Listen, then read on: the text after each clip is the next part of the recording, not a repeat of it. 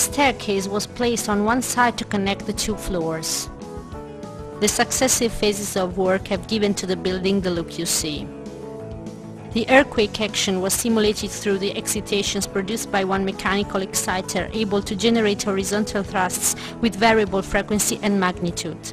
The structure behaves as an oscillator endued with a known vibration period and submitted to impelling cyclical forces.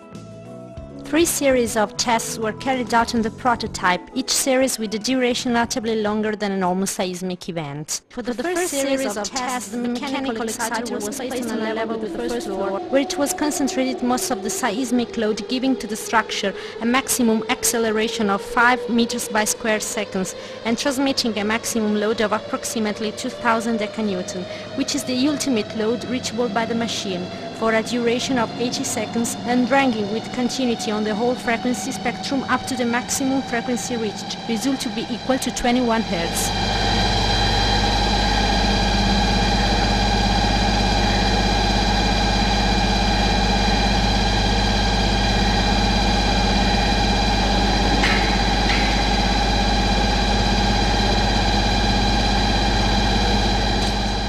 The maximum displacement noticed by the laser vibrometers on a level with the first floor resulted to be equal to 0.13 mm.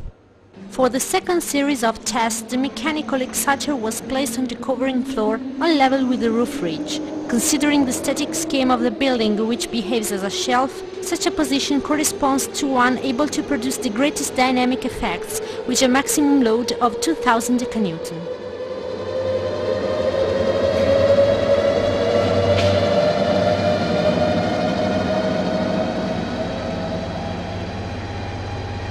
Accelerations of 9 meters by square seconds were noted with a maximum displacement equal to 0.4 mm, always on a level with the first floor.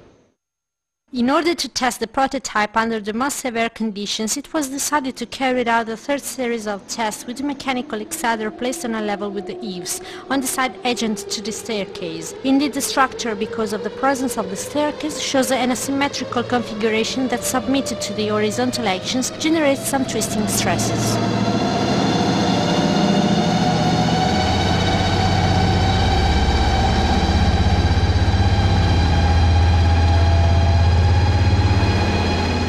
During this third series of tests, accelerations of about 10 meters by square second were noted when reaching the resonance frequency as in the previous cases.